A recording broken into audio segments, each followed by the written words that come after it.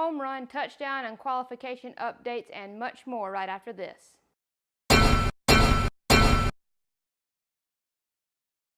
Good morning, good afternoon, good evening, whenever you're watching. I'm glad you're watching. I'm Caroline Haney with 5 Things Sports, here with a monthly update on stories that I've told you about previously.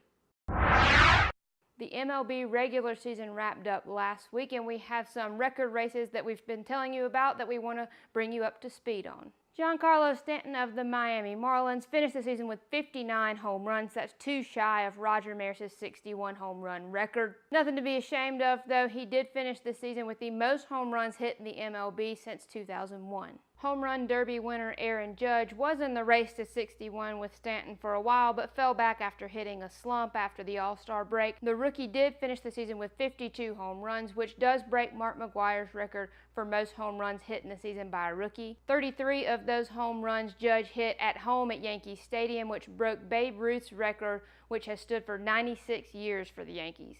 I told you previously how both of these contributed to breaking the league home run record for the MLB. The new record for 2017 now stands at 6,105 home runs for a season. Judge and the Yankees did, of course, make it to the playoffs this season, along with the Cleveland Indians and Chris Sale's Red Sox, all of which we've told you about in the last couple of weeks. Be sure to subscribe and hit that notification bell, and we will keep you up to date on all of the MLB playoff highlights that you need to see. In a story that does not have to do with MLB records, I told you about a young Yankees fan who was hit in the face by a line drive at Yankee Stadium. This, of course, sparked a debate about whether teams should extend the netting to protect fans at games. Since that story, the Yankees have come out and said that they are going to be extending the netting both at their home field in New York as well as their spring training practice facility in Florida. The specific plans are unclear at this time. However, the Yankees have said that they are working with architects, engineers, the netting manufacturers, and MLB to put together the best plan possible for their stadium.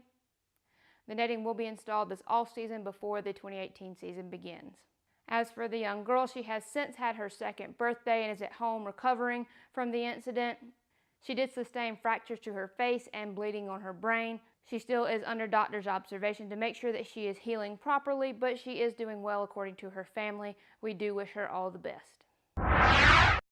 Back on September 4th, I told you about the U.S. men's national soccer team and their troubles qualifying for the World Cup. Unfortunately, at this time, they still have not qualified, but their hopes are still alive. They currently sit in 4th place in their group and have 2 games to go. The top 3 teams from their group will advance to the 2018 World Cup, and the 4th place team will have to play a playoff game with a team from another group. To secure their qualification, they need to defeat Panama in Orlando on Friday, October 6th, and they also need to defeat Trinidad and Tobago on Tuesday night in Trinidad and Tobago.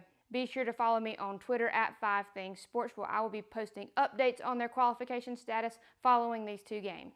I recently told you about Aaron Rodgers throwing his 300th career touchdown pass for Green Bay this season. Rodgers has now thrown 307 touchdown passes and is tied at number 9 with Ben Roethlisberger on the list for most touchdown passes thrown. This is just ahead of Hall of Famer John Elway.